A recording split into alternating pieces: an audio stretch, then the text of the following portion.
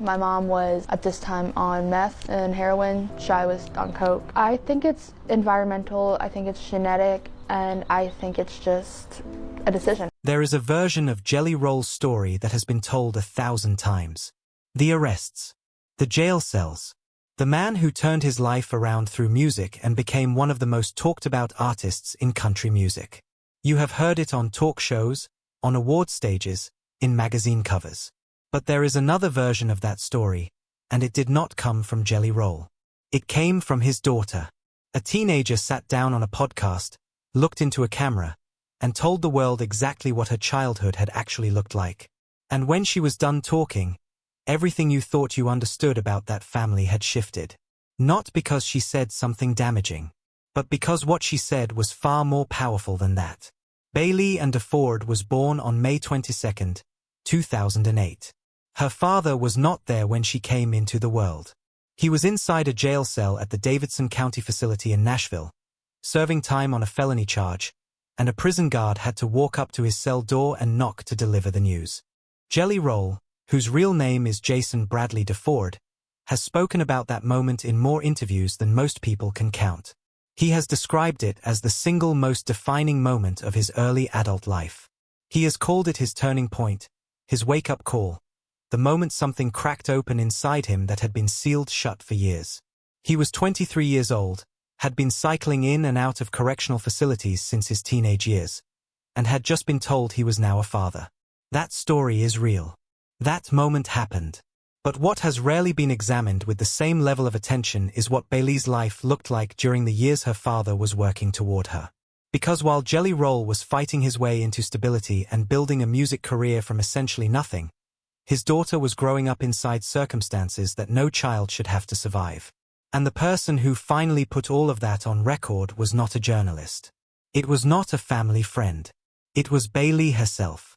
After Jelly Roll was released from jail around the time of Bailee's second birthday in 2010, the road to actually being her father was not a straight line.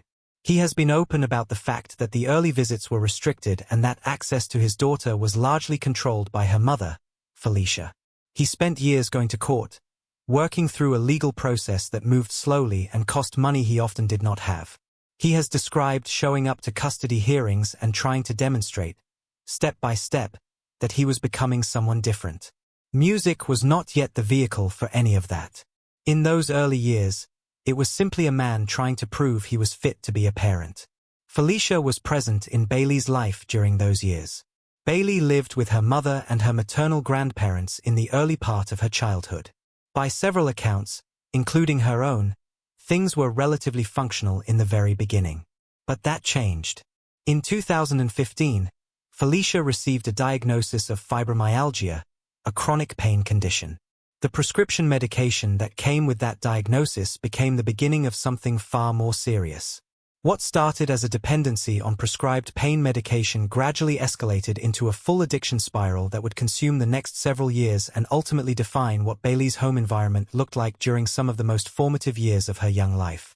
Bailee has said, in her own words on her stepmother Bunny XO's podcast Dumb Blonde, that the decline had already begun by the time she was in kindergarten. By first grade, she said, it was essentially gone.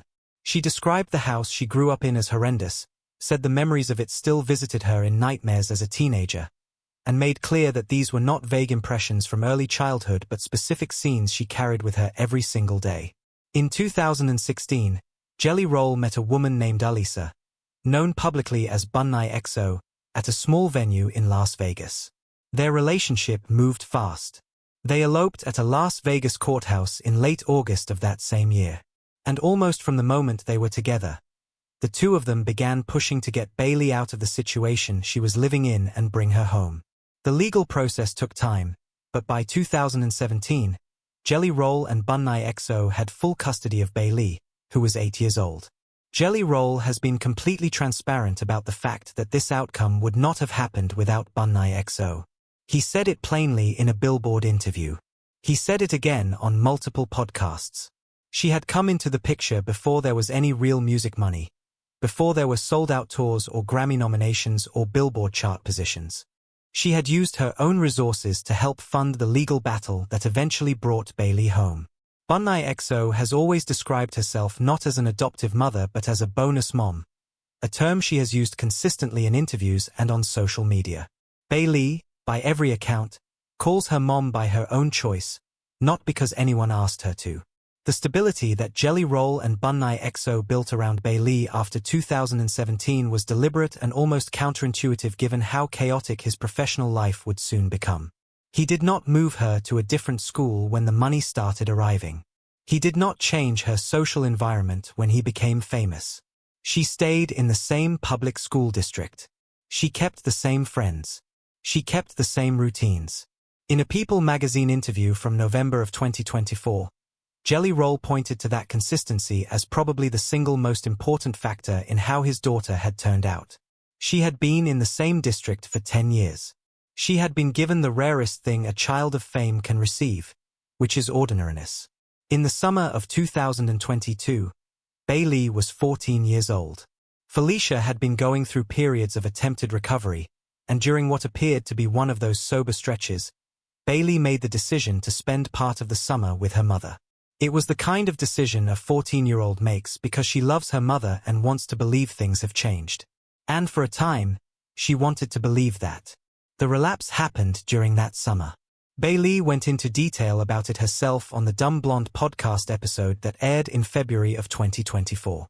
She described her mother introducing her to marijuana during that period. Then alcohol. Then other substances that no 14-year-old should ever encounter from a parent, let alone a parent who is supposed to be in recovery. She described each step of that summer with the kind of clarity that only comes from having thought about it a great deal, having processed it, and having made the decision to speak about it anyway. The moment that broke everything, the moment that Bailee has identified as the point of no return, happened on the 4th of July of that year. She was in a car with her mother, and Felicia mentioned, casually, that they were going to stop by her dealer first. There was nothing dramatic about the way it was said. That casualness is what made it devastating. Bailee was 14 years old, sitting in the passenger seat, and in that single moment she understood that every hope she had carried about her mother's recovery was finished. The person who was supposed to be getting better had just told her daughter, without apparent concern, that they were on their way to pick up drugs. Bailee came back to her father and Bunai XO at the end of that summer in a state of crisis. What she disclosed on the podcast, but had not told people outside the family at the time, was that she had been quietly carrying compounding mental health struggles for far longer than anyone had realized. She had been managing depression and her own emotional pain underneath everything else. When she came home that summer, the situation was serious enough that Jelly Roll and Bunai XO made the decision to enroll her in a residential wilderness therapy program for adolescents. She stayed for nearly 9 weeks, 1 week longer than the program itself required, because she made the choice to extend her own time after her parents came to visit her mid-program. She was not being held there. She chose more time. That single detail says a great deal about who she was becoming. On February 21, 2024, Bunai XO released an episode of Dumb Blonde titled Bailee and Strength and Healing. It is, to date, the most comprehensive and direct public statement Bailee has ever made about her own life. She walked through the entire timeline. She talked about her mother's addiction. She talked about what the house she grew up in felt like. She talked about her grandmother trying to hold things together during the worst of it. She talked about Felicia's periods of incarceration. She talked about the reconnect ion in 6th grade when her mother was living in a sober facility and things seemed like they might be different. She talked about the summer of 2022 and what happened on that 4th of July. She talked about the wilderness program. She talked about her depression, her anger, the way she had tried to manage her own pain during a period when she had very few tools to do it with. And then she said something that has stayed with everyone who heard it. She said that her mother, in her view, was without a soul. She did not say it with heat.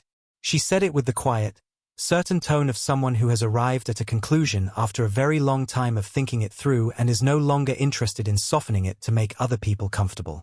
It was not a dramatic moment. It was something quieter than drama, and that is exactly what made it land so hard. The episode was eventually streamed millions of times. Clips spread across TikTok and Instagram and pulled in audiences who had only known the polished, public version of this family's story. People who had followed Jelly Roll's career through the awards show appearances and the magazine covers and the inspirational interviews were suddenly hearing a completely different version of the story, told from the inside, by the person who had actually lived it. And here is the thing that matters most about what Bailee said on that podcast. She did not expose her father. Not once. She talked about Felicia. She talked about her mother's choices, her mother's failures, and the cost of those failures. In telling the truth about her childhood, she made it structurally impossible to look at that story and see Jelly Roll as anything other than the parent who had actually been there. She did not have to say that directly. The architecture of the truth she told made it self-evident. He had spent years fighting in court for the right to take her home. He had found a partner who helped him win that fight.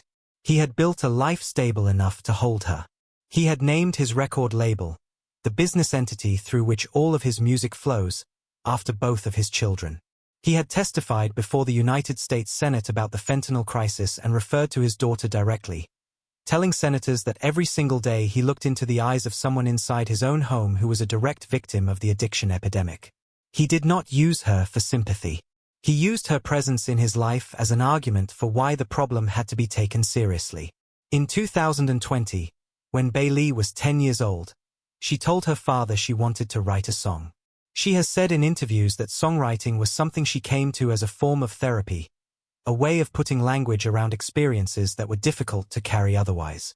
The song she and her father wrote together was called Tears Could Talk. It appeared on Jelly Roll's album A Beautiful Disaster, credited as a featured collaboration. The song was about Felicia. A 10-year-old child wrote lyrics about her mother's addiction, and they were clear and specific and full of the kind of understanding that most adults do not develop until much later in life. 3 years later, at a show on the Backroad Baptism Tour in Alpharetta, Georgia, Jelly Roll stopped mid-performance, told the crowd his 15-year-old daughter was with him that night, and brought her out on stage. Bailee walked out and performed Tears Could Talk in front of a stadium audience. Every account of that moment, from people in the arena and from later interviews, describes it as entirely her decision. She was not pushed into the spotlight. She walked into it because she chose to. That moment was notable not just because of the song but because of what it represented. Here was a girl who had been through years of chaos, who had spent 9 weeks in a wilderness therapy program just the previous year, who was still processing things that most adults never fully process, standing on a stage in front of thousands of people and singing about it. That is not a victim's posture. That is the posture of someone who has decided to own the story rather than be owned by it.